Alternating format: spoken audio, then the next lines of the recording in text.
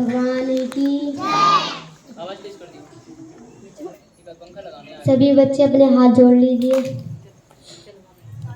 ओम नमः सिद्धेभ्यः। ओम नमः सिद्धेभ्यः। ओम नमः सिद्धेभ्यः। ओम नमः सिद्धेभ्यः। ओम नमः सिद्धेभ्यः। ओम नमः सिद्धेभ्यः। नमो अरिहन्ताणं। नमो अरिहन्ताणं। नमो सिद्धाणं। नमो सिद्धाणं। नमो ऐर्याणं। नमो ऐर्याणं।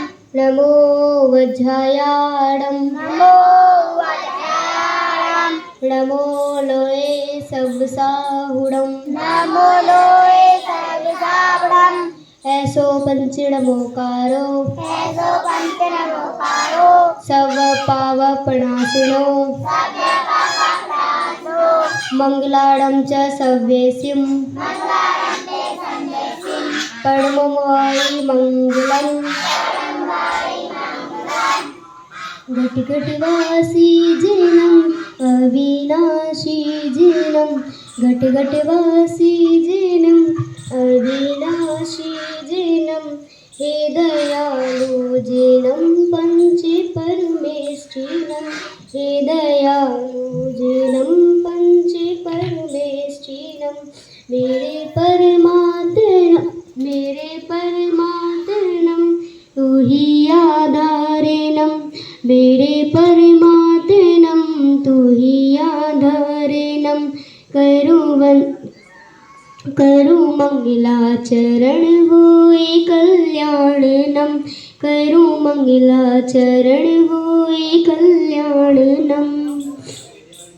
महावीर भगवान की। शांतिनाथ भगवान की। आज पर्युषण पर्व आदि राज का प्रथम दिन आया है। उत्तम क्षमा धर्म।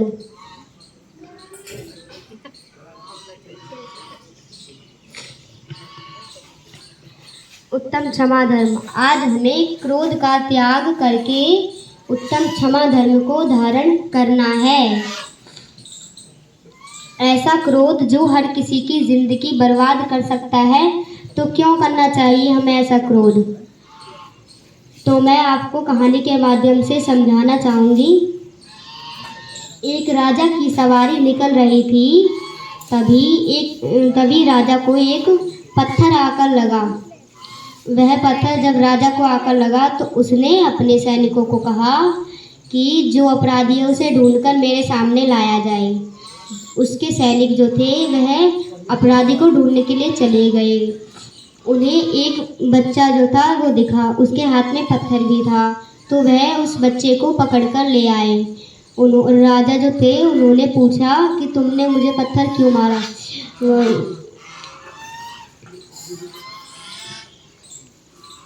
बालक जो था उसने बड़ी ही मासूमियत से उत्तर दिया कि महाराज, मैं तो फल खाने के लिए पत्थर मार रहा था, किंतु निशाना चूक जाने के कारण वह पत्थर आपको लग गया। इसमें मेरी कोई गलती नहीं है, मुझे क्षमा कर दीजिए। तो राजा ने उस बच्चे को दंड के बजाय उस बच्चे को गिफ्ट दिया। तो सभी मंत्रीगण आश्चर्यचकित में रह गए कि राजा ने ऐसा क्यों किया, उस बच्चे को गिफ्ट क्यों दिया। तो जब उस बच्चे को गिफ्ट दिया तो फिर राजा ने उत्तर दिया, जब एक पेड़ इतने पत्थर खा करके हमें फल दे सकता है, तो क्या मैं एक पत्थर खा करके मतलब किसी बच्चे को गिफ्ट नहीं दे सकता। राजा का यह उत्तर सुनकर सभी आश्चर्यचकित रह गए। वो राजा कितना समझदार है कि उस बच्चे को पत्थर मारने के बावजूद भी उसने उस बच्चे को गिफ्ट दिया। इसी प्रकार हर राजा को इतना प्रेमशाली होना चाहिए कि हर राजा क्रोध ना करके अपनी प्रजा से इतना प्रेम करे।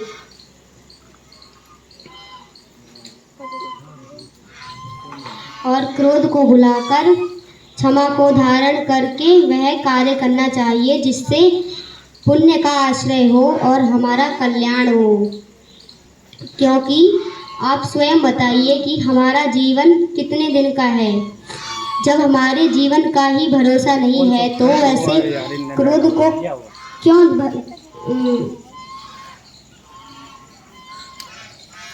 जिससे मन को ठेस पहुँचे। अतः हमें क्रोध का त्याग करके उत्तम क्षमा धर्म को धारण करना चाहिए। क्रोध में आकर के व्यक्ति अपना हंसता खेलता परिवार भी नष्ट कर देता है।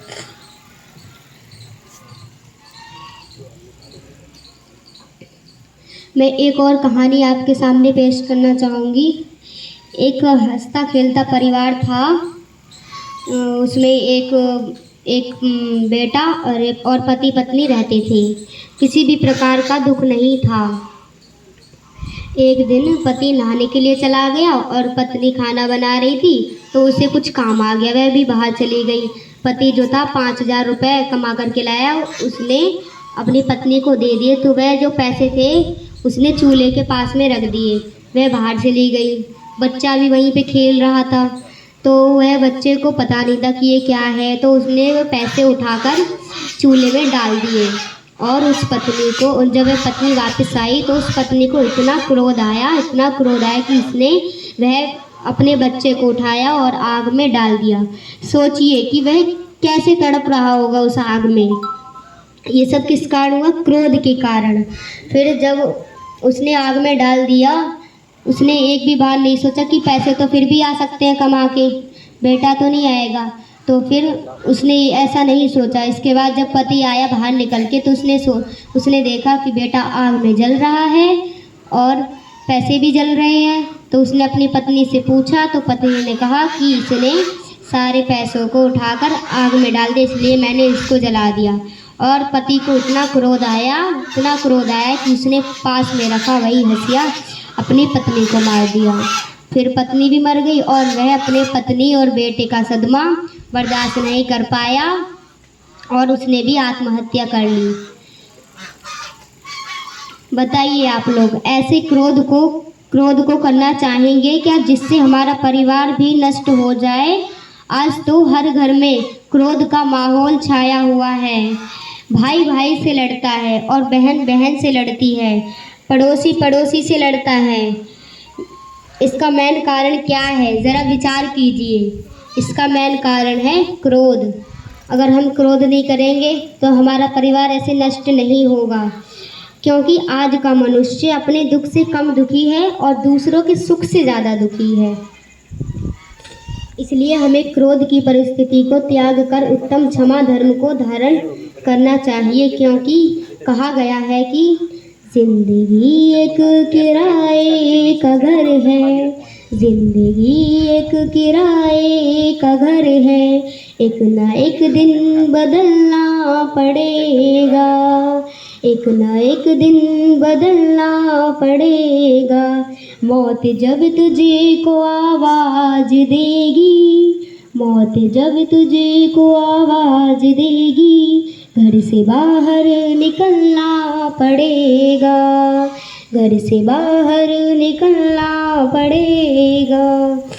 और कहा गया है, ध्यान से सुनिएगा, ढेर मिट्टी का हर आदमी है, बाद मरने के होना यही है, या जमीनों में तुरबत बनेगी या चिताओं में जलना पड़ेगा। जिंदगी एक किराए का घर है, एक ना एक दिन बदलना पड़ेगा। तो आप खुद बताइए कि हमें क्रोध को धारण करना चाहिए या उत्तम क्षमा को? हाँ, उत्तम क्षमा को धारण करना चाहिए। अतः हमें उत्तम क्षमा को धारण करना चाहिए। अब मैं 2 मुक्तक बोलना चाहूँगी। खींचना चाहते हो अगर किसी को, खींचना चाहते हो अगर किसी को तो मधुर व्यवहार से खींचो, खींचना चाहते हो अगर किसी को तो मधुर व्यवहार से खींचो, सींचना चाहते हो अगर किसी को तो हृदय की धार से सींचो। तलवार की जीत से तो हार अच्छी है मेरे बंधुओं, तलवार की जीत से तो हार अच्छी है मेरे बंधुओं, अगर जीतना चाहते हो इंसान को तो मधुर व्यवहार से जीतो। अब मैं अपनी वाणी को विराम देती हूँ। सभी को सादर जय जिनेन्द्र, जय तो जिनेन्द्र।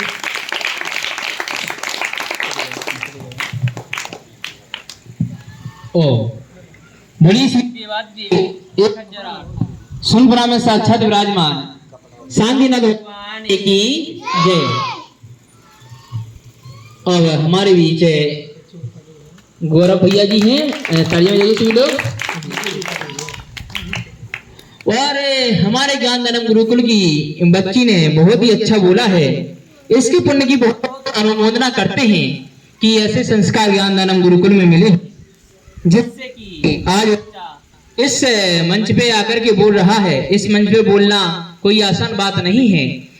जिसने बोला है जानता है कि पहली बार या दूसरी बार में कितनी परेशानियां होती हैं।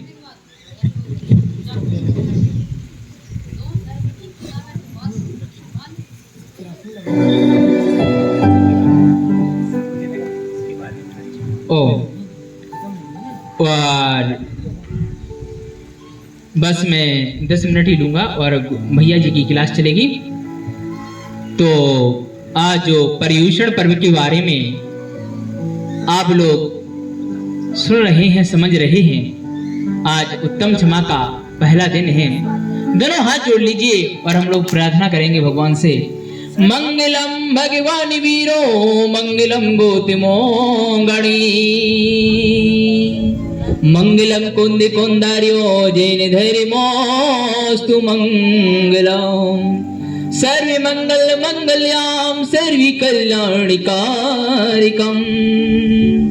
प्रधानम सर्वधर्माणाम जैनम जयतु शासनम। बोले श्री चौबीस तीर्थंकर भगवान की।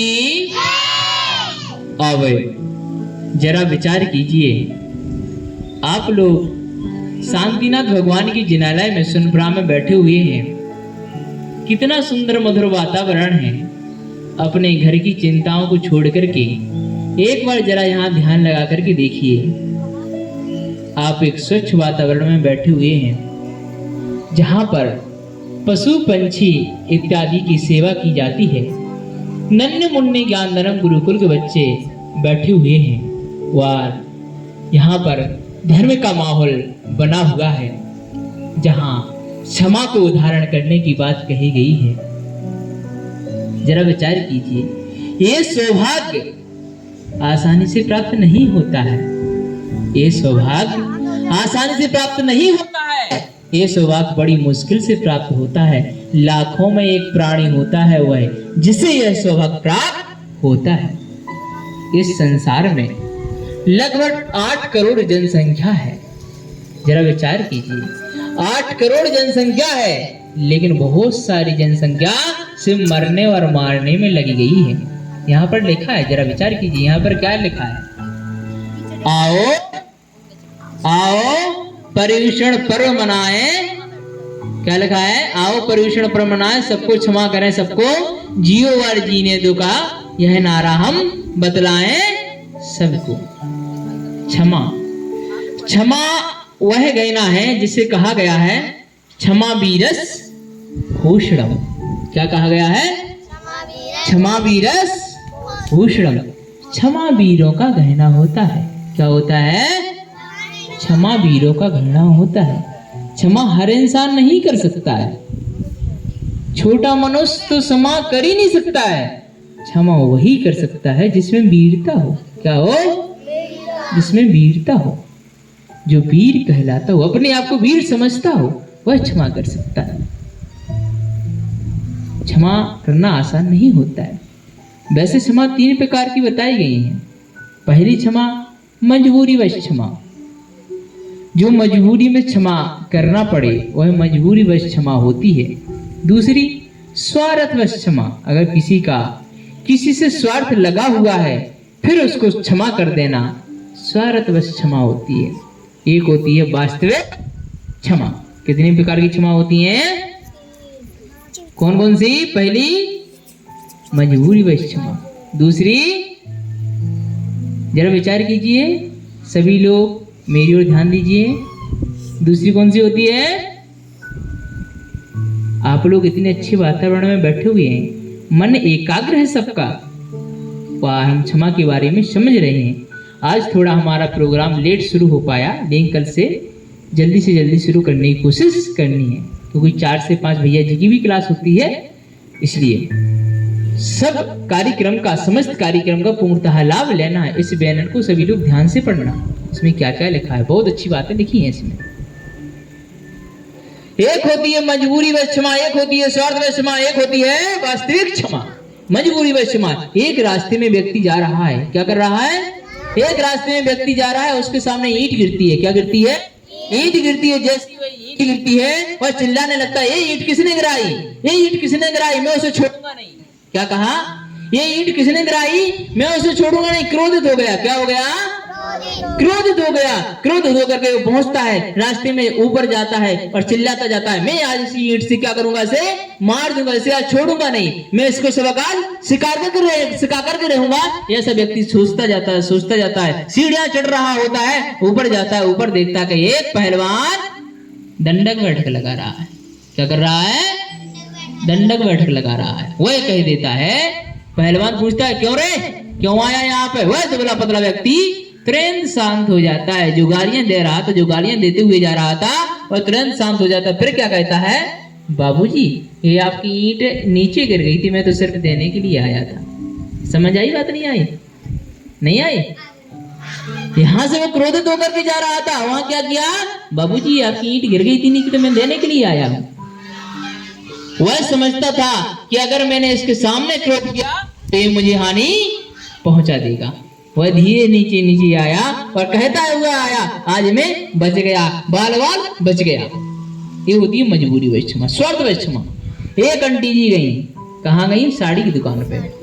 साड़ी की दुकान पे गई, उन्होंने एक साड़ी दिखाई, दूसरी साड़ी दिखाई, तीसरी साड़ी दिखाई। आंटी जी को साड़ी पसंद नहीं आई, उन्हें और फैशन वाली साड़ी चाहिए थी।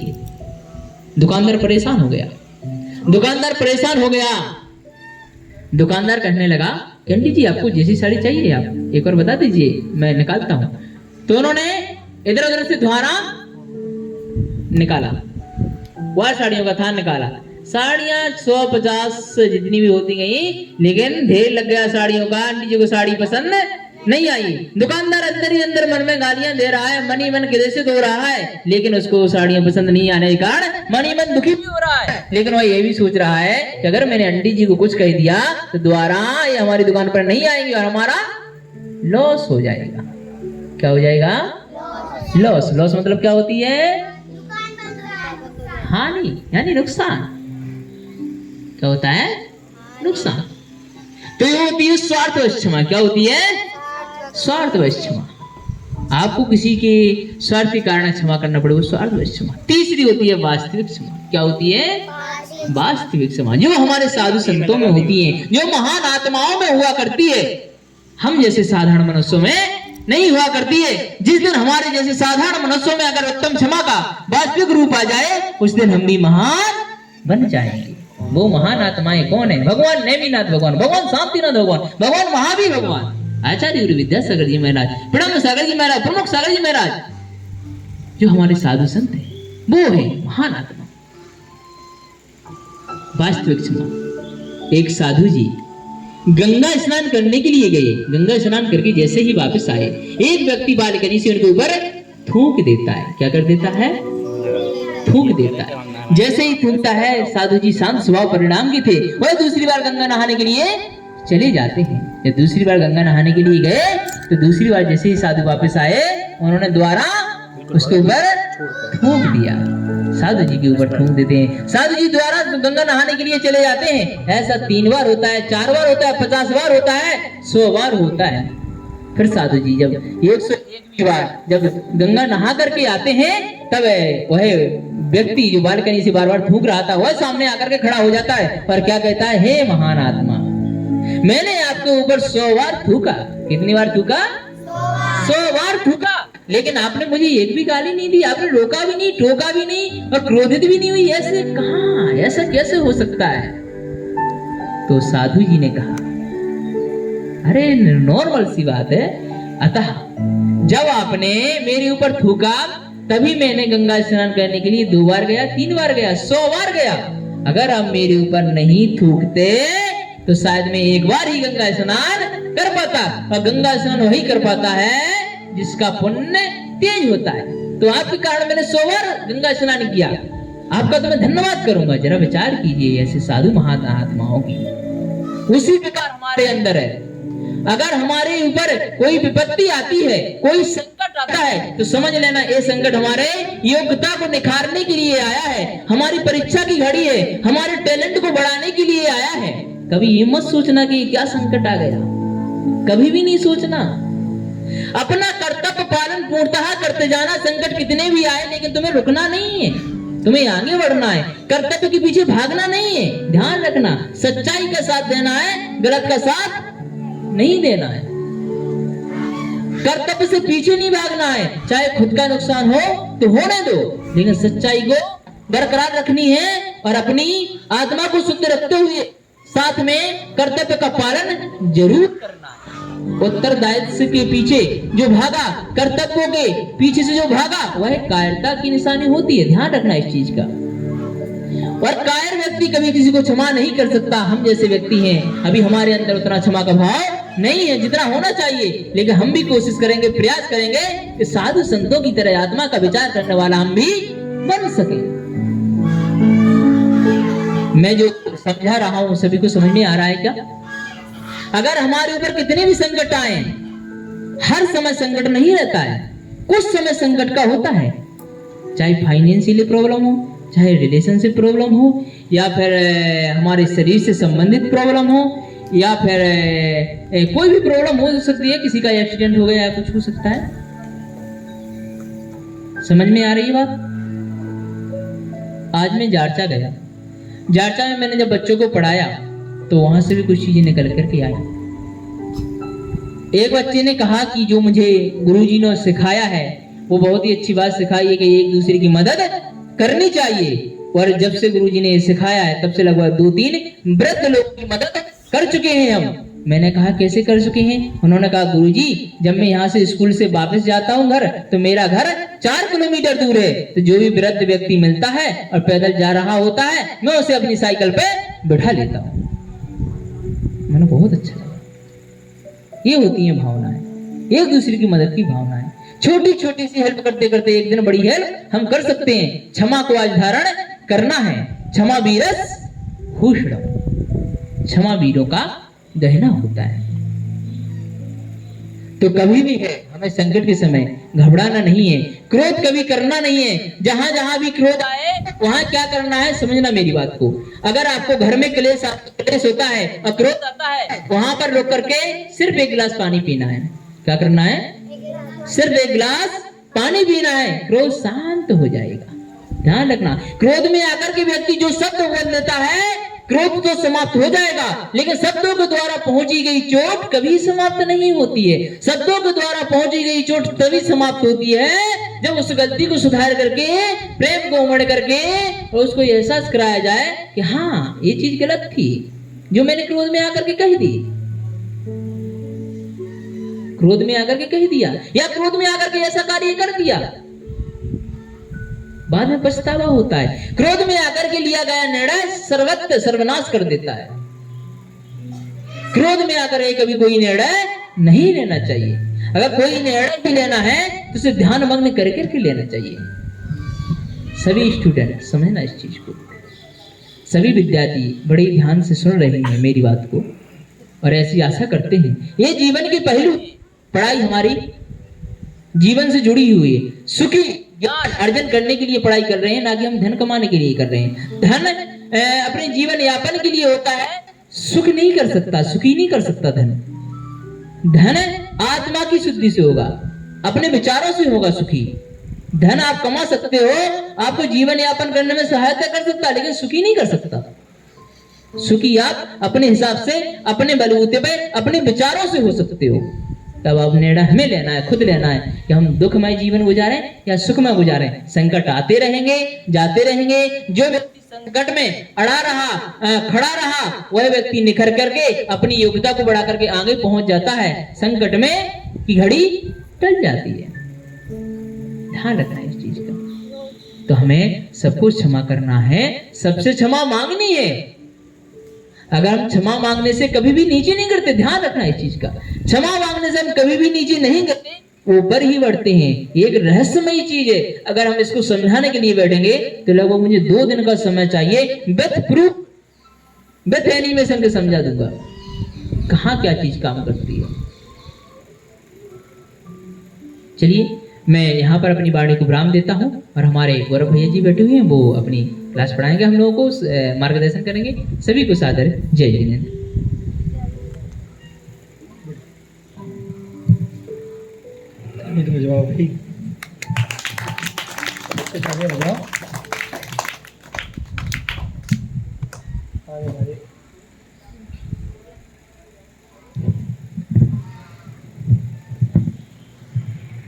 हाँ, कितनी देर का? आज तो बहुत 10 मिनट ही करा है और उसमें भी 4.5 से ऊपर हो गए।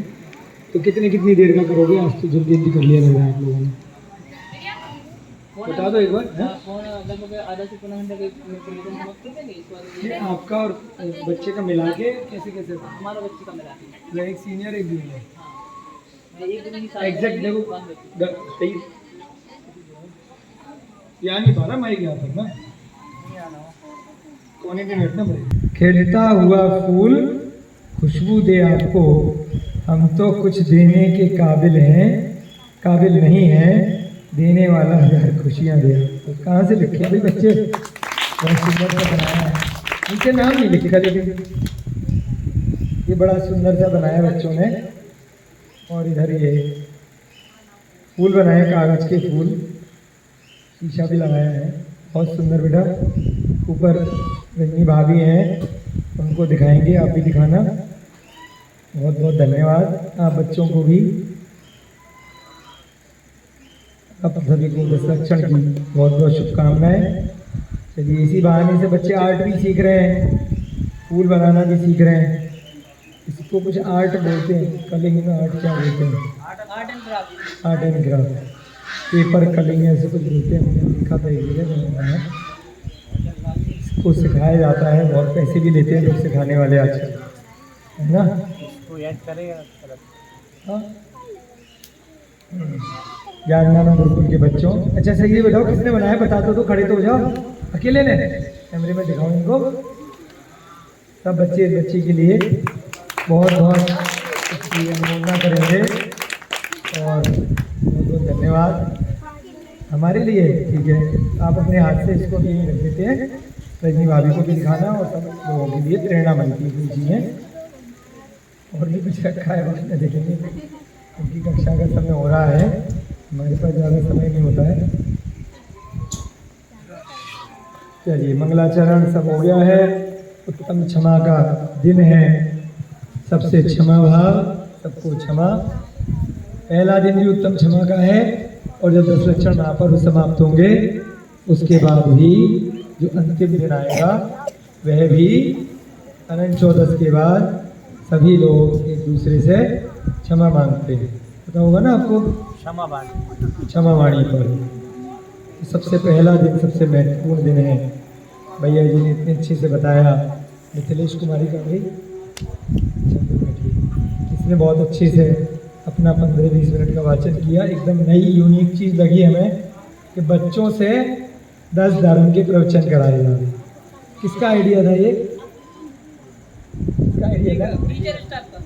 तो टीचर में भी किसी एक ने दिया हुआ है, सबका है? सब आप सभी, हम सभी, सबका सामूहिक। सभी टीचर लोग अपने लिए भी तालियां बजाएंगे और बच्चे लोग। बहुत अच्छा एक आइडिया ही होता है जो आगे फिर धीरे धीरे कोई नींव खड़ी करता है, फिर बिल्डिंग बनती है। ऐसी आइडिया था कि ज्ञानदान गुरुकुल बनाएंगे और उसमें भी आगे जब बिल्डिंग खड़ी हो रही है तो बार बार नए नए आइडिया आ रहे हैं कि बच्चों को यदि आगे के लिए विद्वान बनाना है। अभी 2-3 दिन पहले हम भी चर्चा कर रहे थे कि इन बच्चों में से ही हमें ज्ञानदानम गुरुकुल के लिए योग्य शिक्षक आगे निकालने हैं और इसकी बहुत सारी ब्रांचेस तभी बन पाएंगी, पूरे देश में एक मुहिम बन पाएगी जब ये बच्चे जा के जगह जगह देश विदेश में प्रचार करेंगे, अलग अलग गुरुकुल की ब्रांचेज संभालेंगे। क्योंकि हम बहुत पिछले 4-5 साल से भैया जी की जानते हैं सब लोग कितना प्रयास कर रहे हैं योग्य शिक्षक ढूंढने के लिए, मिलते ही नहीं। मोमबत्ती लेके, देसलाई लेके, दीपक लेके ढूंढते हैं। शिक्षक तो बहुत मिलते हैं, जैसा शिक्षक हम लोगों को यहाँ पर चाहिए वो शिक्षक नहीं मिलते। एक बार अभिषेक जी से भी चर्चा हुई है, आप सभी से हुई है कि हमें विद्वान शिक्षक नहीं चाहिए। हमारे साथ ये बहुत बड़ी समस्या है। विद्वान लोग तो बहुत हैं, हमें चारित्रवान शिक्षक चाहिए। चाहे एक लाइन पढ़ाएं, उस पर वह अमल करें, तब वो दूसरी लाइन पढ़ाएं जब उसको वो स्वयं से मानते हो, आत्मसार करते हो। हमें कुछ नहीं आता हो किसी को। ऐसे ये बच्चे हैं, धीरे धीरे करके 5-10 सालों में इनका चरित्र इतना अच्छा हो जाएगा। आगे जब बच्चे इनसे पढ़ेंगे तो वो चरित्र से सीखेंगे, इनको देख करके सीखेंगे, ना कि इनको कितनी बहुत बड़ा बड़ा ज्ञान, कितनी बड़ी बड़ी बातें कर रहे हैं। बहुत बड़े बड़े विद्वान हैं, अरे उसके आगे तो वो भी फेल है, इतना शास्त्रार्थ करता है, इतना तत्व ज्ञान है।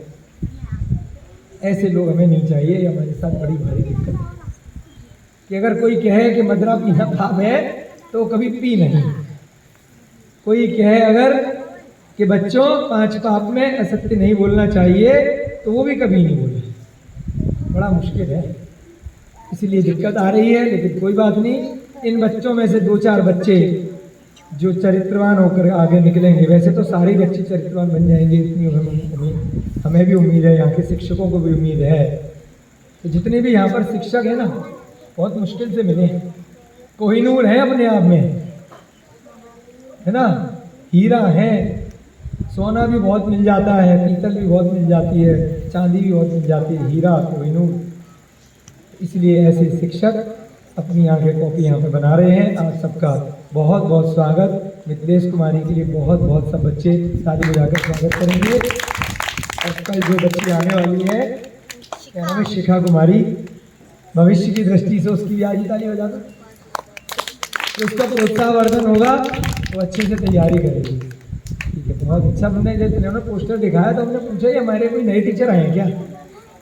आप पूछ रहे, ऊपर हमने छूटते ही पूछा कि कोई संकल्प के साथ नाम लिखा था किसी का, शिखा कुमारी। हमने कहा संकल्प की कोई फ्रेंड आ रही है क्या पढ़ाने के लिए कल? तो पता चला कि ये तो स्टूडेंट है। मैंने कहा वाह, क्या आइडिया है, गजब आइडिया ही बहुत ऊपर तक लेके जाएगा बच्चों को। जो लोग इसकी वीडियो देखेंगे, बाहर से लोग आएंगे ना, कहेंगे क्या बच्चे हैं, बच्चे 10 धर्म के ऊपर प्रवचन दे रहे हैं। हमने पहले कभी ना देखा ना सुना, आज पहली बार देखा है। मतलब द्रवित हो गए अंदर से हमारे इस आइडिया पर। ऐसे ही होता है गुरुकुल में, मथुरा में भी ऐसे। अच्छा, मथुरा में भी ऐसी ऐसे सिखाते हैं, धीरे धीरे करके तैयारी करा। चलो बहुत बढ़िया है। तो गुरुकुल वगैरह में ज़्यादा पढ़े नहीं, आप लोग पढ़े हैं तो उसकी अच्छी चीज़ें ले रहे हो, बहुत अच्छी बात है, बहुत सुंदर। चलिए, जीवनधर की कथा चल रही थी। जीवनधर ने एक कुत्ते को नमोकार मंत्र सुनाया, जिसके प्रभाव से वह कुत्ता देव बन गया। तो कल की कुछ प्रश्नोत्तरी आई थी कि अगर कोई भी घायल मनुष्य, कोई पशु पक्षी आपको अगर मिल जाए, क्या करना है?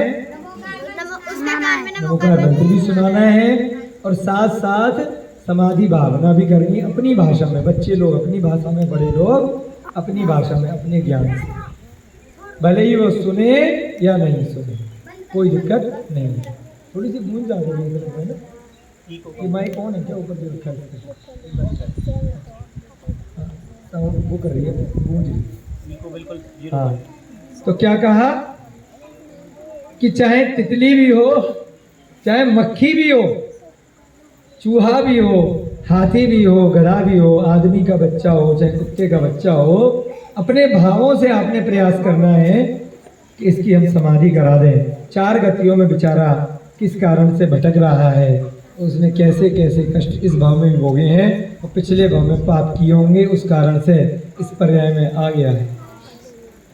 अच्छा, कोई अच्छा जीव भी है, आपके माता पिता भी हैं, कोई बुजुर्ग दादाजी भी हैं, मनुष्य हैं, कोई बहुत पैसे वाले हैं, चाहे गरीब हैं, फिर भी अगर आपका ऐसा संयोग बन गया, उनकी भी आप समाधि करने से पीछे मत छूटना। और अगर आपके ऐसे अनुयायी हों जो आपकी पूरी पक्की बात मानते हों, उनको तो कन्विंस करना कि आप व्रत लो। अगर उनकी थोड़ी शरीर की योग्यता बची है नियम ले सकते हैं, भक्षों का त्याग कर सकते हैं, प्रतिमाएं या चुल्लक पहलक या मुनि महाराज बन सकते हैं, पीछे का मंडल धारण कर सकते हैं। तो पूरा प्रयास करना अपने मन से, वह जितने भी नियम, जितने भी व्रत धारण कर सके, अपने समय के, अपनी शक्ति के, शक्ति तस त्याग और शक्ति तस तप, जितना वह कर सकें उसके अनुसार उनको प्रेरणा देना। अगर बिल्कुल अंत समय आ गया है, ज़्यादा हिल नहीं पा रहे हैं, तो उनकी समाधि अच्छे से कराना, इससे बड़ा पुण्य मिलता है। भले ही उसने सुना या नहीं सुना, बट सुनाने वाले को तो पुण्य मिलता ही है, क्योंकि उसने ऐसा अभ्यास किया है। तो जब उसका अंत समय आएगा, जब उसका ऐसा समय आएगा जब वह गृहस्थ जीवन के अपने उत्तरदायित्व से मुक्त हो जाएगा, तब उसकी या तो दीक्षा हो जाएगी, उसकी अगर दीक्षा नहीं हो पाई, व्रत ले लेगा, वो भी नहीं ले पाया तो श्रावक बन जाएगा, श्रावक भी नहीं तो कम से कम उसकी संलेखना समाधि तो हो ही जाएगी। इस प्रकार से उस जीवन भर में उस कुत्ते की समाधि कराई, उस नमोकार मंत्र को समाधि के प्रभाव से वह देव पर्याय में जा पहुंचा। उसके बाद की घटना भी आपने देखी, किस प्रकार से एक चूरन को उछाल करके भंवरे मंडराए, और दो बहनों में से एक बहन कौन सी थी? गुड़माला का चूरन। सुरमंजरी को बुरा लगा, अच्छा अभी शादी नहीं हुई है। गुड़माला का चूरन श्रेष्ठ है और सुरमंजरी का चूरन थोड़ा कम सुगंधित था। अब उसके बाद क्या होता है, एक दिन जीवंदर ने मदमाते हुए हाथी को वश में करके गुड़माला की रक्षा की। अब गुड़माला से जान पहचान हो गई थी, उसने चूरन दिखाया था, दोनों बहनों से जान पहचान हो गई थी। तो गुड़माला दोबारा उसे टकरा गई और गुड़माला के ऊपर एक हाथी आक्रमण कर रहा था। उसने देखा जंगल में कहीं पर भी किसी स्थान पर, क्योंकि ये कथा बहुत सारांश में मुनि श्री ब्रह्मसागर महाराज जी ने लिखी है, तो जो डिटेल में है आपको छत्र चूड़ामणि और गद्य चिंतामणि आचार्य वादीप सिंह जी द्वारा रचित ग्रंथों को पढ़ना चाहिए। जिनकी रुचि हो पूरा डिटेल में पढ़ने की, हमारी रुचि बन रही है। अब इस ग्रंथ के बाद तो हम प्रयास करेंगे, अगर वे ग्रंथ हमें कहीं से मिलेंगे तो हम जब भी समय मिलेगा पूरे ग्रंथ पढ़ने का जरूर अभ्यास करेंगे। तो इसलिए थोड़ा थोड़ा सा शॉर्ट में मुख्य मुख्य बातें इसमें लिखी गई हैं। एक दिन जीवंदर को एक हाथी मिला और हाथी ने उस गुड़माला पर आक्रमण कर दिया था, उसको परेशान कर रहा था, तो उसने बचा लिया। इस कारण से उन्हें दूसरा गुड़माला का लाभ हुआ। तो गुड़माला को बचा लिया तो उसने कहा भाई हमसे विवाह करो। रजामंदी के साथ में, उसके पिता इत्यादि के साथ में सब सहमति होने के बाद में, जब पिता ने लेके आए होंगे रिश्ता, यहाँ पर ज़्यादा डिटेल में नहीं लिखा है, उनका विवाह हो गया। लाभ का मतलब यहाँ पर क्या है, क्योंकि पिछले अध्याय में ऐसा लिखा था कि 8 मालाएं यानी कि 8 लाभ, 8 तुम्हें विवाह होंगे। ऐसा 8 मालाओं का जो सपने में देखे थे उसका तात्पर्य था। तो पहला विवाह हुआ था जो स्वयंवर में जब उन्होंने वीणा बजाई थी, वहां पर वीणा बजाने से किसको जीता था? गंधर्व दत्ता, याद आ गया नाम? गंधर्व दत्ता को वीणा में उन्होंने हराया था, वीणा वाला स्वयंवर। तो वहां से एक शादी उनकी हो चुकी है। और यहाँ पर दूसरा विवाह हुआ किसके साथ? गुड़माला के साथ। हाथी को वश करते समय उन्होंने हाथी को अपनी वज्र मुष्टि से सूंड के ऊपर मस्तक पर प्रहार किया था।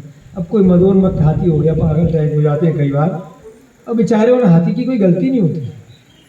वास्तव में देखा जाएगा हाथी अपने जंगल में मस्त रहता है, परंतु राजा महाराजा अपने युद्धों के लिए या अपने अन्य कार्यों के लिए, सवारियों के लिए उन हाथियों को उनके बचपन में, भाई उस समय का प्रथा होती है, उनको जंगल से ले आया जाता है। इसके लिए टीम जाती है, एक बहुत बड़ा गड्ढा करते हैं और हाथी का बच्चा उसमें गिर जाता है। 2-3 दिन में भूखा रहता है, उसके बाद उसका महावत उसको छुड़ा लेता है, तो उसके वो कंट्रोल में आ जाता है कि ये तो मुझे बचाने वाला है, जबकि उसको धोखा दिया जाता है बेचारे को। जो हाथी को इस प्रकार से लाते हैं, तो हमने जैसे जीवंदर कुमार की कथा देखी है ना, कि एक हंस के बच्चे को उसने अपनी माता पिता से जुदा किया, उस कारण से 16 साल या न जाने कितने साल तक अपने माता पिता से दूर रहा। ऐसे ही अब उस समय की प्रथा होगी, जो कर रहा है उसके कर्म उसके साथ हैं। वर्तमान में हमें किसी भी जानवर के बच्चे को किडनैप करके अपहरण करके अपने उपयोग के लिए नहीं लाना चाहिए। अगर कोई करके ले आया है उसको आप आश्रय दे सकते हो, या अभय दानम संस्था में बहुत सारे ऐसे मूक प्राणियों को आश्रय दिया जाता है। जो किसी ने घर में खरीद के कुत्ते रख लिए, कुत्ते तो यहाँ पे अभी नहीं है, परंतु अन्य अन्य जानवर जो रखे थे, गाय इत्यादि और पक्षी बहुत सारे, तो अगर वे यहाँ पर छोड़ना चाहते हैं, उनसे देख रेख नहीं हो रही है, घायल हो गए हैं, परेशान हैं, तो यहाँ आश्रय स्थल में छोड़ जाते हैं। बाकी कोई घायल हो गए तो उनको एम्बुलेंस लेके आती है, इलाज कराती है। जिनको उड़ाया जा सकता है पक्षियों को छोड़ देते हैं, जिनको नहीं उड़ा सकते उनको रखना पड़ता है। तो यहाँ पर हाथी है। हाथी क्यों ऐसे पागल हो जाते हैं? क्योंकि मनुष्यों के बीच रह रहे हैं, उनका स्वभाव नहीं है। उनका स्वभाव है जंगल में रहना, घास फूस खाना, पेड़ पौधों से जो फल इत्यादि प्राप्त हुए जंगली, उनको खाना, है ना। परंतु किसी कारण से सवारी इत्यादि के लिए कई कई कारणों से राजा महाराजाओं को वह रखने पड़ते हैं।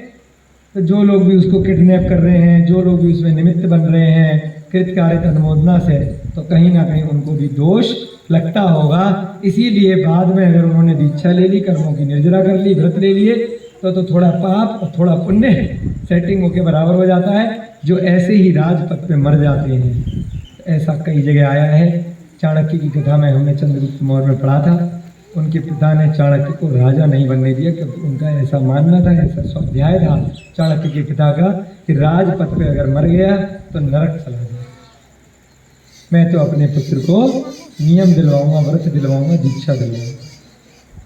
तो कहीं कहीं अच्छे राजा कुछ थोड़ा पाप भी करना पड़ता है, युद्ध करने पड़ते हैं राज्य संचालन के लिए, लोगों को सजा भी देनी पड़ती है। और अंत समय में राजा दशरथ जैसे जीव, राम जैसे जीव, बहुत सारे महावीर जैसे जीव अगर सही समय पर व्रतों को ग्रहण कर लेते हैं, दीक्षा ले लेते, तो पाप धुल जाते हैं। जो उन पापों को करते करते ही राज पद पर मर जाते हैं, उनकी बहुत दुर्गति, नीच गति में चले जाते हैं राजा होने के बाद।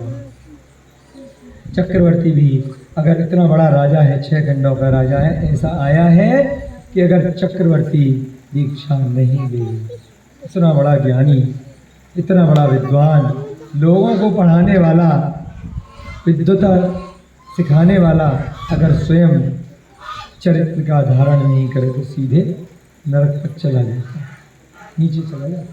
क्योंकि उसकी इतनी बड़ी पोजीशन है, इतना ज्ञान है, और उसके बाद भी नहीं अमल कर पा रहा है, तो उसकी गति भी दुर्गति हो जाती है। और सही समय पर जो चक्रवर्ती दीक्षित हो जाए, बहुत ज़्यादा संभावना है कि उसी भव से मोक्ष प्राप्त कर लेता है ना। इसलिए हम लोगों को भी ध्यान रखना है। यहाँ पर क्या हुआ, हाथी मदोन्मत्त हो गया था, पागल सा हो गया था, गुड़माला पर आक्रमण कर दिया था। उसको वश में कैसे किया जीवनधर ने? अपनी मुट्ठी से, वज्र मुष्टि, यानी मुष्टि माने मुट्ठी, ऐसी बना ली और उससे सूंड के ऊपर मस्तक पर प्रहार किया। सूंड के ऊपर मस्तक होता है ना हाथी का, बड़ा सा चौड़ा, बड़े बड़े कान होते हैं। देखिए हाथी आप लोग, ठीक है ना, देखे होंगे, नहीं तो कभी फोटो में देख लेना। इस प्रकार से उस पर उसने आक्रमण किया। हाथी को जब यहाँ पे लगा ढाएं, कंट्रोल में आ गया, उसके बाद गुड़माला को छोड़ दिया। वह हाथी मन में बहुत संताप को धारण करके खेद खिन्न हुआ। त्रिंच पर्याय का जीव है, उसके बाद भी आज तक कोई पैदा नहीं हुआ जिसने मुझे मारा है। बेचारा मनुष्यों के बीच रह रहा है, उसको मनुष्यों की आदत पड़ गई है कि कभी किसी को छेड़ता है, कभी कुछ करता है। उसकी गलती नहीं है, लेकिन उसको भी दिल पे लग गई। ये कौन होता है कि मुझे इतनी जोर से मारा कि अभी तक इतने बड़े हाथी का शरीर झंडा आ रहा है। क्यों मार पाया? क्योंकि जीवनधर कुमार उस भव से मोक्ष जाने वाला है, चरम शरीर है, तो उसका शरीर बड़ा बलिष्ठ है। इस कारण से वह अकाल मरण को प्राप्त नहीं हो रहा है। वह किसी पे भी अगर वार करेगा, जो गलत प्राणी होगा, तो उसको बहुत ज़्यादा कष्ट होगा, चाहे वो कितना भी ज़्यादा बलशाली हाथी जितना भी क्यों ना हो। हाथी को भी टेंशन हो गई, खेद खिन्न हो गया। अरे उसने जीवनधर की मार से लज्जित होकर खाना पीना छोड़ दिया। कई बार जानवर में देखिए कितना ज्ञान होता है। कई बार सुना है कि कुत्ते का मालिक बीमार होता है तो खाना छोड़ देता है, तबीयत खराब होती है, बाहर चला गया घूमने के लिए 3 दिन के लिए शादी ब्याह में, तो कुत्ता किसी दूसरे के हाथ से खाना ही नहीं खा रहा। गाय भी ऐसा करती है। बहुत जानवर जो ज़्यादा पालतू हो जाते हैं, आपके नज़दीक रहते हैं, प्रेम करने लगते हैं मनुष्यों के साथ, परिवार के साथ, तो ऐसे व्यवहार करने लगते हैं। अब उसको टेंशन हो गई कि मेरी बेइज्जती करी है। किसको हो गई? हाथी को। मुझे नहीं खाना, खाना हटा। सब परेशान। महावत पहले तो क्या करता रहा, उसे मार मार कर तिरस्कार करके भोजन कराता रहा, जबरदस्ती ठूस ठूस करके उसको खिलाता रहा, मारा पीटा चुबाया। वो एक आती है ना सुई सी लंबी सी, हाथियों को कंट्रोल करने की, अंकुश। हाँ भैया बता रहे, अंकुश, उसमें बड़ी लंबी वो लगी होती, चुबाते रहते हैं उसको कंट्रोल करने की। माला पहन ले, खड़ा हो जा, बैठ जा, डांस कर ले, काम उठा, ये सब ट्रेनिंग दी जाती है। स्वभाव नहीं है उसका, है ना। सर्कस में कराते हैं ना, उनको चुबा चुबा करके, उनको करंट दे दे करके बहुत टॉर्चर किया जाता है एंटरटेनमेंट के लिए। आपको बड़ा अच्छा लगता है, अरे हाथी फुटबॉल खेल रहा है, हाथी एक टांग पे डांस कर रहा है, उछल रहा है। छोटे छोटे से बच्चे होते किडनैप करके ले आते हैं, तो ये भी पशु क्रूरता में ही आता है। अपने को यही ज्ञान हो गया कि अगर इस प्रकार से वहाँ पर जानवरों के ऊपर क्रूरता करके उससे एंटरटेनमेंट कराया जा रहा है, तो हमें उससे बचना चाहिए। एक स्लोगन भी हम कई बार लिखते हैं, animals are not for ours to use for entertainment, food, cloth और कॉस्मेटिक्स, उसमें और एनिमल टेस्टिंग, यानी कि हमारे भोजन के लिए नहीं है, वस्त्र के लिए नहीं है, परीक्षण के लिए नहीं है। एनिमल टेस्टिंग माने उनके ऊपर परीक्षण करना, और हमारे मनोरंजन के लिए नहीं है। ना ही उनको मारकर हम कोई वस्त्र पहने, चमड़ा इत्यादि, सिल्क इत्यादि। उनका अपना जीवन है, उनको रखना है। जानवरों को अच्छे से रखो। मैन एनिमल रिलेशनशिप, व्यवहार, जैसे पुत्र के साथ, पुत्री के साथ, अपने परिवार के साथ आप व्यवहार करते हैं, ऐसे जानवरों को अच्छे से रखो। किसी को गाय का दूध पीने का बहुत शौक ही है, वैसे तो आज के समय के हिसाब से हमारे लिए स्वास्थ्य के लिए भी अच्छा नहीं है। इतना ज़्यादा उसके अंदर कैल्शियम इत्यादि होता है कि हमें नुकसान ज़्यादा करता है, फायदा कम करता है। क्योंकि हम इतनी फिजिकल एक्सरसाइज, खेती इत्यादि तो कर नहीं रहे हैं, माल तो उठा नहीं रहे। अब सब लेबर लोग तो हैं नहीं, पढ़े लिखे लोग हैं ज़्यादातर।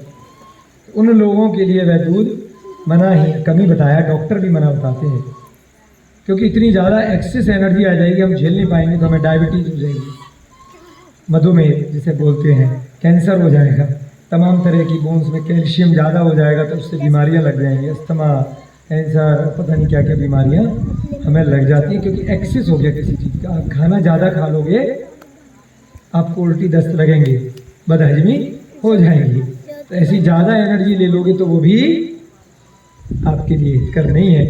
ज़्यादा घी खा लोगे, उनके लिए ठीक है, जो बहुत ज़्यादा काम करते थे, बहुत ज़्यादा एक्सरसाइज करते थे, तब तक तो वो झेल लेते थे, अपन नहीं करते थे।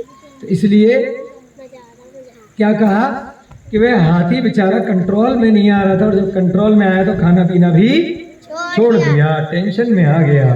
तो महावत ने मार मार कर कुछ दिन तो भोजन कराया, लेकिन उसके बाद भी उसने अच्छा भोजन कराने का प्रयास किया मार मार कर, लेकिन उसने एक ग्रास भी नहीं खाया। एक ग्रास माने अंग्रेजी में ग्रास होता है, उसका मतलब होता है घास। हिंदी में जो ग्रास होता है उसका मतलब गस्सा, कौर। मतलब हाथी वैसे घास फूस भी खाता है, वो फल भी खाता है, रोटी दाल चावल जो भी वो राजा महाराजा के खिलाते होंगे वो खाता हो। वह हाथी राज्य का प्रमुख हाथी था। अरे जिस राज्य में वो रहता था उसका सबसे मेन हाथी था, लीडर था सारे हाथियों का, है ना। एक होता है ना जानवरों में भी सबसे सुंदर, सबसे लीडर होता है। वैद्यों के उपचार से भी कोई अंतर नहीं आया, प्रमुख था। तो राजा वगैरह ने बोला होगा, भाई इसकी तबीयत जल्दी ठीक करो, खाना क्यों नहीं खा रहा। खूब उपचार करा, लेकिन ठीक नहीं हुआ, क्योंकि कोई इसके दिमाग को तो पढ़ नहीं पा रहा कि क्यों बीमार हो गया है। अच्छा, महावत ने समझ लिया कि यह जीवनधर की मार से दुखी है। उन्हें पता चल गया कि एक दिन जीवनधर आया था और एक लड़की थी गुरमाला, उस पर इस हाथी ने अटैक किया था, जीवनधर ने इसको पीटा था, उसके कारण से उसके बाद से इसने खाना पीना छोड़ा है। या तो उसकी मार से इसकी तबीयत खराब हो गई है, होता है ना, ब्रेन फीवर हो गया होगा, कहीं लग गई होगी, दिमाग हिल गया होगा, तो उसे पता ही नहीं है खाना क्या है नहीं खाना, या टेंशन में कोई तो बात है। महावत ने समझ लिया, उसने यह बात काष्ठांगार के पास पहुंचा दी। उस राज्य का राजा कौन है? काष्ठांगार। उसको यह खबर दे दी कि यह हाथी एक जीवनधर लड़का है जिसने वह वीणा बजा करके उसको भी जीता था, गंधर्व दत्ता को, जो गंधर्व दत्ता के स्वयंवर में आप भी बैठे थे, कि वही जीवनधर है। अच्छा, काष्ठांगार आग बबूला हो गया। अरे अरे जहाँ जाओ ये जीवनधर नाम का लड़का हमारे राज्य में आ गया है, भीलों को भी हराया था, है ना, भीलों को हरा करके गायों को मुक्त करके लेके आया था। जब हमारी सेना हार गई थी, वो भी जीवनधर ही था उसी के राज्य में। इधर जो है गंधर्व दत्ता को भी जीत के ले आया, इधर मेरे हाथी की भी पिटाई कर दी। ये आदमी है कौन? तो जी उसको काष्ठांगार को बहुत गुस्सा आया। स्वाभाविक ईर्ष्या से भरे उस काष्ठांगार ने आदेश दिया कि दुष्ट जीवनधर को इसी क्षण पकड़ करके ले आओ। अब बहुत हो गया, बार बार राज्य में उसी का नाम सुनाई देता है, चक्कर क्या है? जाओ सैनिकों और जाकर के उस दुष्ट जीवनधर को पकड़ के ले आओ जिसने मेरे हाथी को पीटा है। आदेश पाते ही अनेक योद्धाओं ने अनेक प्रकार के हथियारों से साथ आकर के गंधोत्कच का घर घेर लिया। क्या किया? जीवनधर कहाँ पे रहता है? गंधोत्कच के घर में रहता है। गंधोत्कच कौन है? वैसे तो मित्र ही था उसका, जिसने अपने राज्य के सब सेनापति मंत्रियों के बच्चे पढ़ने के लिए भेज दिए थे। काष्ठांगार के साथ उसकी मित्रता थी, सबसे बड़ा व्यापारी था वहाँ का। तो राजा महाराजा व्यापारी के साथ सेटिंग रखते हैं, व्यापारी भी राजा के साथ मंत्री के साथ सेटिंग रखते हैं, कोई दिक्कत थोड़ी है। आजकल भी होता है, बड़े बड़े व्यापारी इंडस्ट्रियलिस्ट सब बड़े बड़े प्रधानमंत्री मंत्री जो भी होते हैं उनके साथ वो भी बना के चलते हैं, वो भी बना के चलते हैं। इलेक्शन उन्हें भी दोबारा लड़ने हैं और इन्हें भी अपना टेंडर निकलवाना, काम निकालने हैं, ठीक है ना। ऐसे ही गंधोत्कच और काष्ठांगार की जबकि पहले बहुत बनती थी, परंतु जब पता चला कि उसका बेटा इतना शक्तिशाली हो गया है कि हमारे राज्य के हाथी को मुट्ठी से मार दिया, तो गंधोत्कच का घर जाकर के उन सैनिकों ने घेर लिया। जीवनधर उन योद्धाओं से युद्ध करने लगे। जीवनधर वहां पे थे, अपने पिता के पुत्र, इतने सारे सैनिक आए, आओ बेटा छेड़ोगे मुझे, जो वीर होगा वो तो अकेला ही 100 पे भारी है। अकेला उन सबसे युद्ध करने लगा, परंतु गंधोत्कच के पिता ने यानी जीवनधर, गंधोत्कच ने आकर कहा, हे वत्स, है जीवनधर के पिता यानी कि गंधोत्कच है अभी वर्तमान में जो पाल रहे हैं, उन्होंने क्या कहा कि हे वत्स, हमें ऐसा नहीं करना चाहिए। अभी बताया ना, क्योंकि राजा के साथ उसकी तो सेटिंग थी कि बेटा तेरे चक्कर में हमारा दुकान बंद हो जाएगी, अभी बना के रखो इनसे। गंधोत्कच ने क्या कहा, बेटा ऐसा नहीं करना चाहिए, हमें राज आज्ञा में रहना चाहिए। अभी वो राजा है, राजा ने भेजा है तो समझ लेना क्या बात है, मार पिटाई क्यों कर रहे हो? हैं, हम इनके साथ राजमहल चले और देखें कि क्या कारण है जो आपको बुलाया है, क्यों लड़ रहे हो, समझ तो ले, इन्होंने लेने ही तो भेजा है, हम राजा से डायरेक्ट पूछ लेंगे क्या बात है।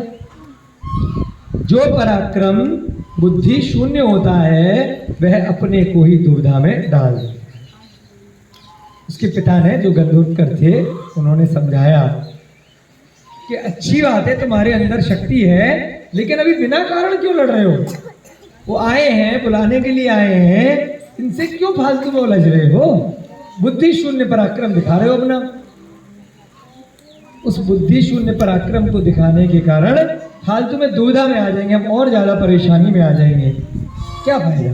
चलो चलते हैं, बुलाने भेजे। अब पुलिस वाला आया, मान लीजिए जीप लेकर के, किसी ने फर्जी कंप्लेंट कर दी, इनने चोरी करी है, कुछ किया है, पुलिस वाला आ गया, आपको कह रहा भाई थाने चल रहे हैं, ऐसे साहब बुला रहे हैं, ऐसे कोई बुला रहे हैं, आप उन पुलिस वालों से मार पिटाई करने लगे, तुम कौन, ये कौन, क्या फायदा होगा?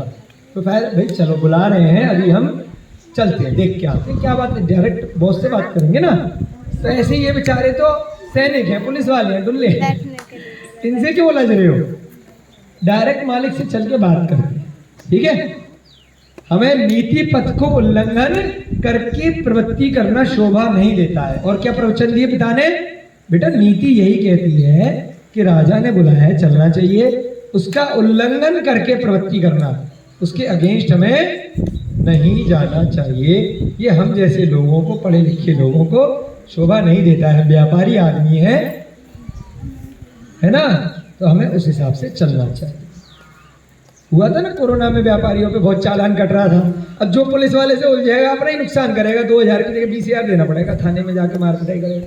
भैया ठीक है, चुपचाप से दे दो, चाहे दुकान 7 बजे के बाद खोली थी या नहीं खोली थी, चाहे मास्क लगाया था नहीं लगाया था, उलझो मत गलत आदमी से।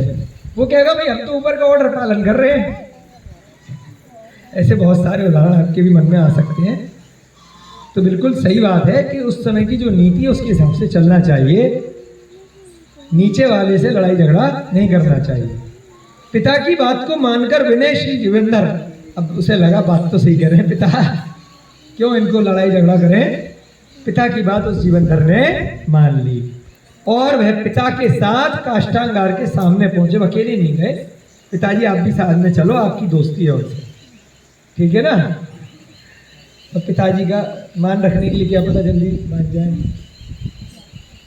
क्योंकि उधर उन्होंने वचन ले लिया था उनके जो आर्यनंदी महाराज थे कि बेटा 1 साल तक तुम्हें युद्ध नहीं लड़ना है। हो सकता है 1 साल नहीं हुआ होगा या होने वाला होगा, अभी पता चल जाएगा। क्या कहा?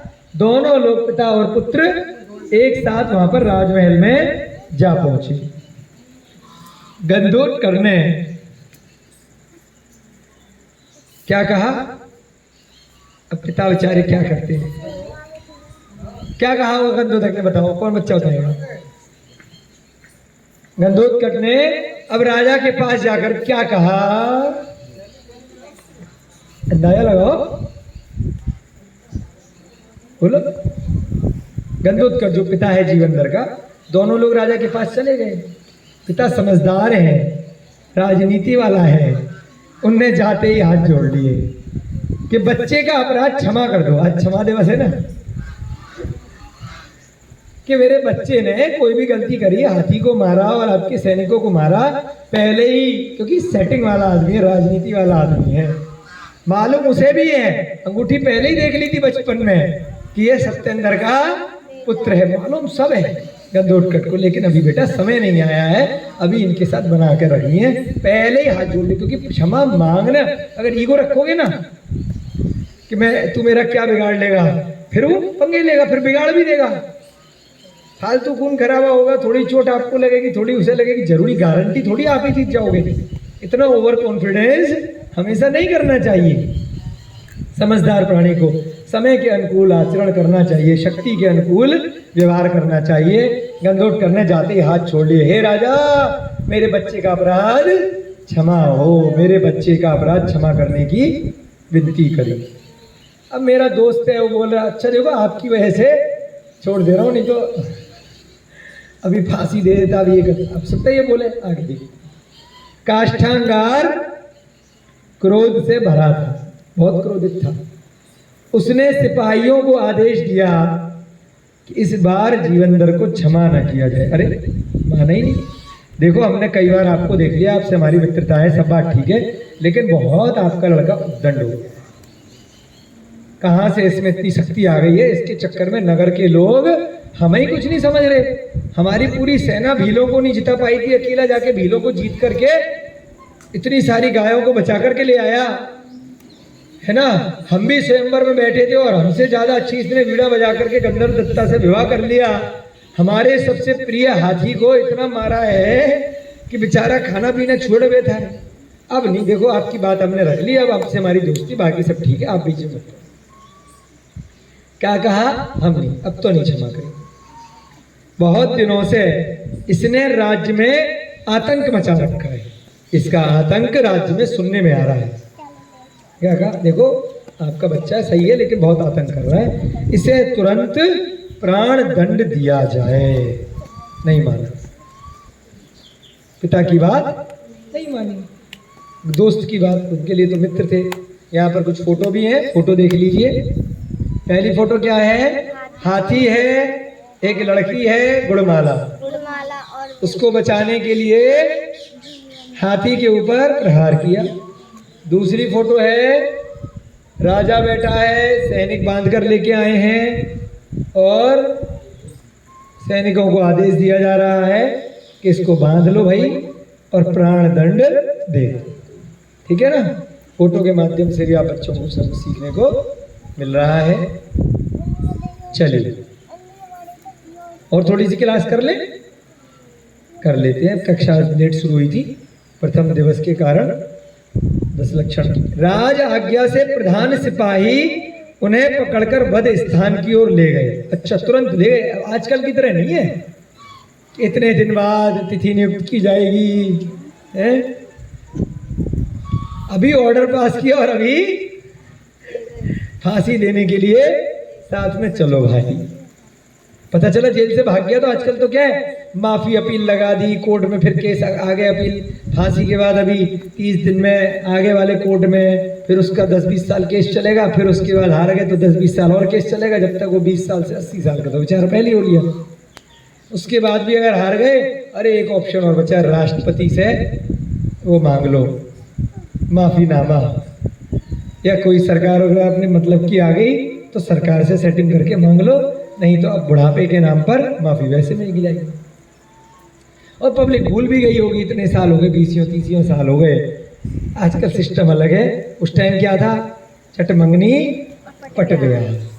अभी खुद लगाइए, अभी क्रोध आया है, अभी के भी ले जाओ भाई, इसको फांसी दो, काम खत्म। ठीक है? प्रधान सिपाही उन्हें पकड़कर कहाँ ले गया? वध स्थान। वध स्थान माने कोई ऐसा स्थान होता होगा जहाँ दुष्ट लोगों को फांसी दी जाती होगी। गंदोट करके नीचे से मानो धरती ही धस गई। पिता के ऊपर क्या बीतेगी है? फालतू में सैनिकों के साथ ले गया, इससे अच्छा तो कोई लेके ही नहीं जा पाता, वहीं पर ही काम कर लेते। गंदोट करके नीचे से इतना उसको वो हो गया, सदमा लगा कि जैसे नीचे से धरती सरक गई हो, पाताल आ गया हो। पूरा राजकुल नगरवासी शोकाकुल हो गए। सारे लोग जीवनधर को चाहते थे, कारण उसने उनकी गायों को बचाया था। नगर में वो बहुत फेमस हो गया था, अच्छा आदमी था, सबके लिए अच्छी अच्छी बातें सोचता था। सारे नगर के लोग भी दुखी हो गए और राज के लोग भी, राजकुल के लिए। असमय में जीवनधर की मृत्यु कैसे हो सकती है? इतना वीर जीव है, अकाल मरण तो नहीं। कुछ लोग कह रहे थे, होता है फिल्मों में भी दिखाते, बड़े बड़े हीरो होते हैं, असमय कैसे मर जाएंगे। भगत सिंह, सुखदेव राजगुरु थे उस समय में, उनके लिए भी आया कि भाई इतने बड़े वीर हैं, फिर भी देखो मोक्षगामी नहीं थे। स्वाधीनता संग्राम में फांसी दी गई, केवल उन्हें ही नहीं सैकड़ों अन्य लोगों को भी दी गई। तो लोगों को लगता होगा इतने बड़े वीर हैं, इतने बड़े क्रांतिकारी हैं, ये नहीं मरेंगे, जरूर कोई ना कोई चमत्कार हो जाएगा जिसके कारण यह बच जाए। परंतु पंचम काल है, मोक्षगामी जीव अभी यहाँ पर नहीं है, तो अकाल मरण अच्छे लोगों का हो जाता है। इसीलिए जब भी कभी ऐसा मौका आ जाए, अपने ऊपर ओवर कॉन्फिडेंस मत करना कि धरती सरक जाएगी और फांसी का फंदा फूल बन जाएगा, माला बन जाएगा, है ना? क्या करना, अगर कभी ऐसा मौका आ जाए, आपने कोई अपराध नहीं किया है, फिर भी आपको उसकी ऐसी बड़ी सजा मिलने लग जाए कि मृत्यु निकट है, क्या करना बच्चों? हाथ जोड़ लेना। अगर हाथ खुले हैं तो, नहीं खुले हैं तो मन में सोच लेना कहीं घर बांध रखा है तो, है ना? नमोकार मंत्र का ध्यान, विपत्ति में हमेशा, है ना? संकट हरण मंत्र के रूप में भी है जाना जाता। कितनी भी बड़ी से बड़ी विपत्ति है, अगर आपने वास्तव में कोई गलत कार्य कर दिया है तो उसके लिए मन से क्षमा मांगना, और जिसके प्रति गलत कार्य किया है उससे भी क्षमा मांग लेना, पंच परमेष्ठी का नमस्कार करना। अगर अकाल मरण हो भी गया अगर फांसी लग भी गई, अगर सांस निकल भी गई, तो भगवान का आर्यंतों का ध्यान करते हुए मरोगे, कोई बात नहीं। सीधे आप कहाँ जा सकते हो? अगर आयु कर्म का बंध नहीं हुआ होगा, अच्छी गति में जाओगे। मनुष्य गति दोबारा भी मिल सकती है, अच्छी गति, स्वर्ग भी जा सकते हो, है ना। भले ही आपने कोई गलत काम किया भी हो और उसके कारण आपकी मृत्यु आ रही हो। पहले भी आपको एक बार प्रसंग बताया है, मौका है दोबारा बता देते हैं। पद्म पुराण में बड़ा अच्छा उल्लेख आया है, मुनि श्री पलम सागर महाराज भी कई बार प्रवचनों में बताते हैं, हमारा भी फेवरेट है। राजा मधु के साथ राजा शत्रुघ्न का युद्ध हो रहा था मथुरा में। हाथी, और बहुत ही आतताई राजा था राजा मधु, इतना भयंकर, इतना दुष्ट कि पूरे राज्य में आतंक मचा रखा था। परंतु शत्रुघ्न जो राम के भाई थे, उनसे युद्ध में हार जाता है, शरीर लहूलुहान हो जाता है, बस मरने वाला होता है। हाथी पे बैठा है, राजा मर जाएगा तो राज्य भी चला जाएगा, सारी रानियां सब ऐश आराम वैभव सब चला जाएगा। तुरंत उसकी आत्मा जागृत हो जाती है, वहीं हाथी पर बैठकर अपने मुकुट को फेंकने लगता। मरते मरते कुछ ही मिनट मरने में शेष हैं, मुकुट फेंक देता है, मालाएं फेंक देता है, आभूषण फेंक देता है, किसी के समझ में नहीं आता है। शत्रुघ्न बस अगला बार करने ही वाला होता है कि अब लगा और अब गया, उससे ठीक पहले देखते हैं कर क्या रहा है। देखते ही देखते 1-2 मिनट में क्या कर डालता है, पहले आभूषण फेंकता है, फिर वस्त्रों को फेंकने लग जाता है, समझ में नहीं आता है कि कर क्या रहा है। उसके बाद वहीं हाथी पर बैठ जाता है और केश नोच कर डालता है। बंधा हुआ नहीं था ना, बंधा हुआ है तो भाई रमोकार मंत्र का ध्यान करो। जैसे ही केश नोच कर डालता है, शत्रुघ्न अपने रथ से उतर करके नतमस्तक हो जाता है। स्वर्ग से देव आकर के पुष्प वृष्टि करने लग जाते हैं। धन्य हो, धन्य हो, धन्य हो, आप तो मुनि महाराज बन गए। कुछ ही मिनटों बाद समाधि उसकी हो जाती है और उसका मरण हो जाता है, सीधे स्वर्ग में दिव्य। इतना आता था ही राजा। ऐसे उदाहरण भी आए हैं। अंत समय तक जागृत रहना है। अगर कोई गलत काम भी बच्चों हो गया हो, फिर भी अंत समय में जागृत हुए रहो। अपना सम्यक दर्शन, सम्यक ज्ञान और सम्यक चारित्र को लेकर के मरण को प्राप्त करो। तो ऐसे ही जीवन भर, अब देखिए हम तो अंदाजा लगा रहे हैं मोक्षगामी है क्या करेगा, परंतु आप लोग और हम लोग इस पंचम काल में बच्चों मोक्षगामी नहीं है, तो इसलिए इस उदाहरण से ज्यादा ओवर कॉन्फिडेंट मत हो जाना कि हमें कुछ नहीं होगा, है ना। वो चांडाल मर जाएगा या कुछ होगा, या तलवार जिससे मार रहा है कुछ भी हो जाएगा, बच जाएगा। अगर ऐसा कुछ उल्लेख आया, आपने पढ़ा नहीं अभी, आप मत सोचना कि हमारा कुछ नहीं होगा। तो आपका अगर गलती से कुछ हो भी गया, अगर मर भी गए, भगवान को ध्यान करते हुए, सब जीवों से क्षमादान लेते हुए, चारों प्रकार से आहार जल का त्याग करते हुए मर जाना, कोई दिक्कत नहीं है। शरीर अलग है, आत्मा अलग है। शरीर को ही तो दूसरा व्यक्ति मार रहा है, आत्मा को तो कोई मार ही नहीं सकता है। अगर आत्मा में ज्ञान है, शक्ति है, वह दूसरा कुछ ना कुछ कर्मठ शरीर आगे जाएगा और उसके बाद कोई भी औदारिक या वैक्रियक शरीर को ग्रहण कर लेगा, जैसे कर्म होंगे, जैसे भाव होंगे। सभी लोग सोच रहे हैं कि ये कैसे मर सकता है। अनेक विचारों के साथ लोग कह रहे हैं कि जो सामने दिख रहा है देखो वह सच है। तुम कह रहे हो इतना विद्वान है, इतना पराक्रमी है, इतने इतनों को एक साथ निपटा देता है, और ये 4 सैनिक बांध करके मारने ले जा रहे हैं। बाकी लोग क्या कह रहे हैं, देखो प्रत्यक्ष को अनुमान की आवश्यकता नहीं, अंदाजा मत लगाओ, प्रत्यक्ष दिख रहा है, मरने जा रहा है।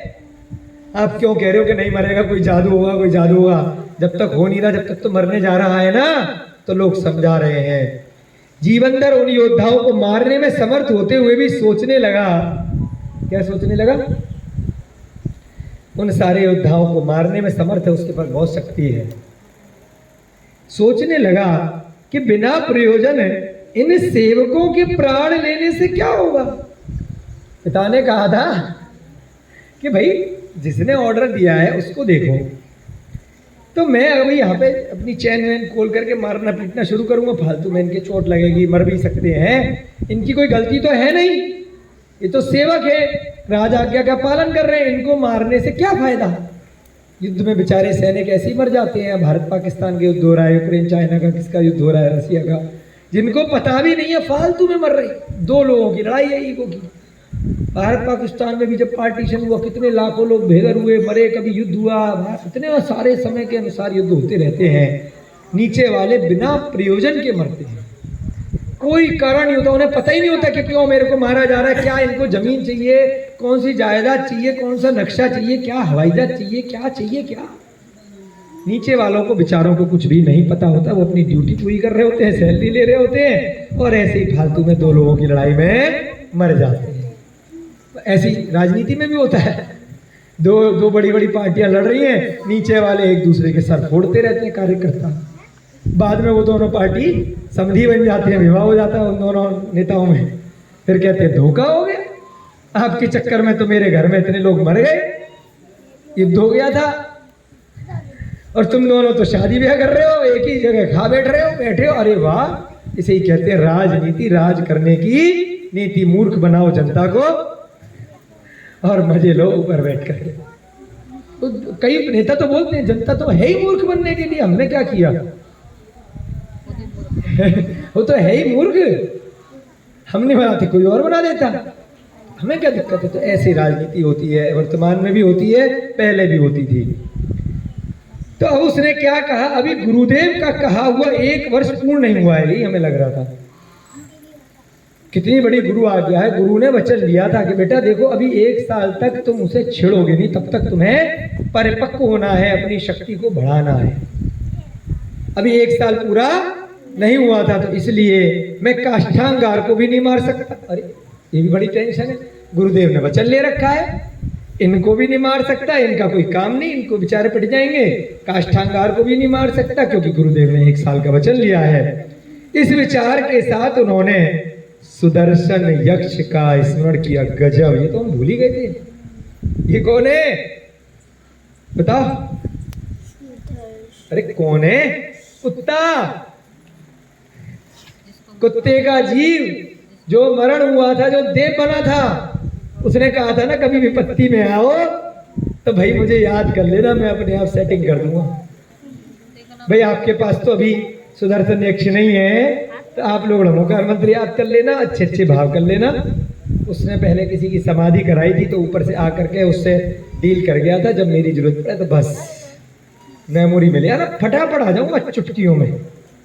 कुत्ते का जीव वह सुदर्शन यक्ष, भाई ये तो है, कंफर्म कर लें। हाँ आया था, देखो हम भी भूल जाते हैं ना, चेक कर लेते हैं कहाँ गया, पिछले अध्याय में आया था। बताओ भाई, ये रहा इसका मरकर देव बना, देवता हो गए, मुहूर्त में धारी हो गया। हाँ सुदर्शन यक्ष, मंत्र को सुना, मंत्र मरकर देव बना, उसका नाम आया इसमें, बताया था पहले आपको? नाम नहीं बताया था। हाँ आगे आ गया, क्योंकि इसमें थोड़ा थोड़ा सा समरी है ना, आया होगा नाम। मंत्र देव है, मंत्र सुनाया था, उसका मंत्र सुनाया था ये। हाँ सुदर्शन यक्ष का स्मरण किया। चलिए, स्मरण करते ही वह देव उपस्थित हो गया। उस जैसे ही स्मरण किया, अवधि ज्ञान से उसने जान लिया कि मेरा उपकारी जीव किसी कष्ट में है, तुरंत वह नीचे आ गया। उसने जीवंदर कुमार को रास्ते से अनायास ही उठाकर चारों ओर तूफान वर्षा से भगदड़ मचाते हुए क्षण भर में चंद्रोदय नामक पर्वत पर पहुंचा दिया। क्या किया? वो देव है, व्यंतर तो नहीं है, यक्ष है, तो देव के पास बहुत सारी शक्तियां होती हैं। आया और क्या किया? तूफान मचाया, आंधी लाई और उड़ा करके ले गया। उनको समझ में नहीं आया सैनिकों को क्या हो गया अचानक से। ऐसे ही आता है ना, जब कोर्ट में लेकर जाते हैं, फिल्मों में दिखाते हैं, कैदी को कोर्ट में लेकर के जा रहे हैं, रास्ते में गाड़ी पलट जाती है और कैदी भाग जाता है। तो बहुत सारी फिल्मों में किसी बड़ी स्टोरी है, बहुत सालों से चल रही है, या एनकाउंटर हो जाता है, या तो कैदी का या कैदी पुलिस वालों का एनकाउंटर कर देता है, उनकी बंदूक छीन करके, या भाग जाता है टॉयलेट का बहाना लगा करके। देवताओं को स्मरण रहता होगा अगर कोई अवधि ज्ञान से, मान लो किसी ने स्मरण किया तो वहाँ पे। हाँ अवधि ज्ञान में शक्ति होती है अवधि ज्ञान से वे जान लेते हैं। कि कब बुलाएगा ये। जैसे आप स्मरण करोगे आपको चिल्लाने की जरूरत नहीं होती है। स्मरण किया या मुख से बोला तो उस वो मने परे ज्ञान का प्रकार नहीं है, अवधि ज्ञान का प्रकार है। स्मरण से वो जान लेते हैं, अवधि ज्ञान से ही जान लेते हैं कि मैं कहाँ से आया था, पिछले भव में मैं कहाँ पर था, है ना। मन की बात नहीं जानते कि मन में क्या चल रहा है, कि भाई वो जीव मेरा संकट में है जिसने उपकार किया है, ये अवधि ज्ञान से जानते हैं। मने परे ज्ञान अलग होता है। मने परे ज्ञान केवल दिगंबर मुनि महाराज को होता है, मनुष्य पर्याय में होता है, देव पर्याय में मने परे ज्ञान नहीं होता है, विपुलमति और ऋजुमति के भेद से। ठीक है। चंद्रोदय नामक पहाड़ पर पहुंचा दिया, वहां अपने भवन में अनेक देवियों के साथ उनको सिंहासन पर बिठाकर आदर सत्कार किया। कहाँ ले गया? उसने वहां पर एक भवन बनाया और अपनी देवियां वगैरह भी थी, स्वर्ग में नहीं ले गया है। यक्ष है तो यहीं पर उसका कोई भवन है। ठीक है। अच्छा ऐसा है, ये यक्ष जो होते हैं ना वैमानिक देव नहीं है। अब आई बात समझ में। जो व्यंतर और भवनवासी देव होते हैं वो यहीं इस धरा पर 2.5 दीप के अंदर भी उनके भवन होते हैं और उसके बाहर भी 1 राजू तक रहते हैं, और नीचे भवनवासियों के नीचे होते हैं रत्न प्रभा पृथ्वी के नीचे। जो पहला भाग है रत्न प्रभा का, ऊपर वाला भाग कौन सा भाग है? हर भाग। दूसरा भाग है पंख भाग और तीसरा भाग अबाहुल भाग। तो पंख भाग में नीचे वाले भाग में भवनवासियों के भवन होते हैं, व्यंतरों के ऊपर ही होते हैं। तो ऐसा लग रहा है कि इसका जो भवन है वो 2.5 दीप के अंदर भी हो सकते हैं, वहां पर किसी निर्जन स्थान पर इसका भवन है। वहां पर अपने एक देवियों के साथ में सिंहासन पर बिठाकर आदर सत्कार किया। ठीक है। तो देव भी यहाँ अपन मनुष्य गति में व्यंतरों के भवनों तक जा सकते हैं। जो भूत पिशाच वगैरह होते हैं सबके भवन होते हैं यक्षों के। वहाँ मनुष्य वगैरह बहुत ज़्यादा नहीं जाते, ऐसे ऐसे निर्जन स्थानों पर। ऐसे चंद्रोदय नाम के पर्वत पर उसका भवन है, राज भवन। तो वहाँ पर वह ले गया, अपनी कृतज्ञता ज्ञापित करते हुए कहा, हे स्वामिन, आपके उपकार से मैं कुत्ते से यह पवित्र देव बना। वही जीव है। उसने बताया कि आपकी वजह से कुत्ते के जीव से मैं यहाँ देव बना हूँ, इसलिए आपका नाम पवित्र कुमार होना चाहिए। नाम दे दिया उसको जीवन के साथ कि देखो मैं कितना पवित्र देव बना हूँ आपकी वजह से, तो मेरा मन कर रहा है आपको मैं पवित्र कुमार बोलूं। मैंने कहा क्या दिक्कत है? तो एक नाम क्या पड़ गया उनका? होता है ना, कोई छोटू बोलता है, कोई मोनू बोलता है, कोई टीटू शीटू, पता नहीं क्या क्या नाम बोलते हैं लोग, है ना। बबली, बंटी, क्या क्या नाम है आप लोगों के घर के? हैं अंकल जी, क्या नाम है आपका घर का? तुम्हारे घर का क्या नाम है? लकी नाम है आपका? अच्छा सा नाम बताओ ना यार। लोग नाम तो अच्छा नहीं लग रहा। वो सही है, लकी वाला, शॉर्टकट वाला। इंसल्ट हो जाएगा। वाला नाम बताओ। जब्बू नाम है। अच्छा नाम बताओ ना।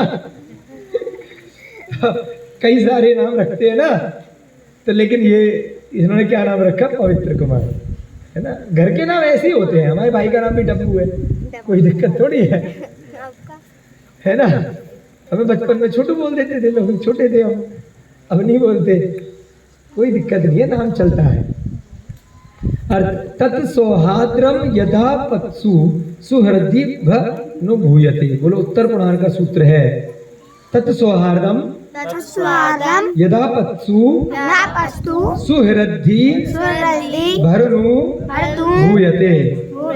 अर्थात मित्रता वही है जिसका कि मित्र लोग आपत्ति के समय अनुभव करते हैं। समझे? चलिए, आपकी कक्षा का समय हो रहा है। क्या सीखा लास्ट के स्लोगन से? अच्छा मित्र वही है जब विपत्ति पड़े तब काम आए। ये नहीं कि जब धन है तब तो मित्र है, जब आपके पास दिक्कत आ गई तब भाग गए। एक सूक्ति भी है, सुख के सब साथी दुख में न कोई, है ना। वर्तमान में पंचम काल के हिसाब से है ऐसी युक्ति, परंतु अभी इसको दुख आया जीवन भर को और अभी वचन से बंधा हुआ है।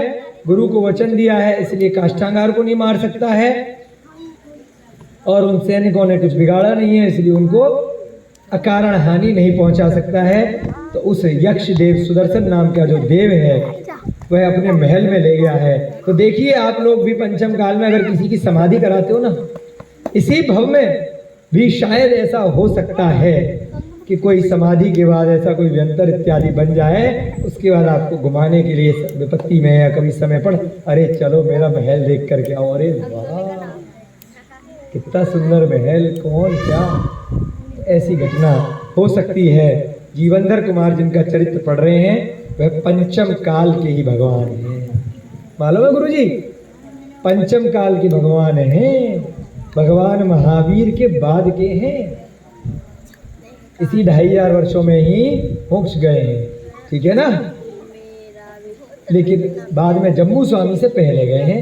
जम्मू स्वामी और भगवान महावीर के बीच में बहुत सारे जीव मोक्ष गए हैं, उन्हीं में एक नाम इनका आता है। और इनके गुरु जो आर्यनंदी थे वो भी मोक्ष गए। आपकी कक्षा का समय हो रहा है, आज बहुत देर तक आपको बिठाया, कल से थोड़ी जल्दी करेंगे 10 लक्षण के प्रोग्राम, अच्छे से नाटक वगैरह करेंगे। सभी बच्चों को सादर जय जिनेन्द्र, जय जगदम्बो, जय गुरु भगवान महावीर स्वामी की, प्रणम सागर महान मुनिराज की, जीवनधर कुमार भगवान की, इस युग के प्रतिमाचार्य चक्रवर्ती आचार्य भगवान श्री शांत सागर जी महाराज की, वाधीव सिंह की, छत्र चूड़ामणि गद्य चिंतामणि ग्रंथों की, सभी को जय जिनेन्द्र। जल्दी से बच्चे आरती इत्यादि करेंगे, फिर भोजन के लिए प्रस्थान करेंगे। और ये बच्ची को बहुत बहुत धन्यवाद, ऐसे आपको प्रेरणा मिले। सभी को जय जिनेन्द्र।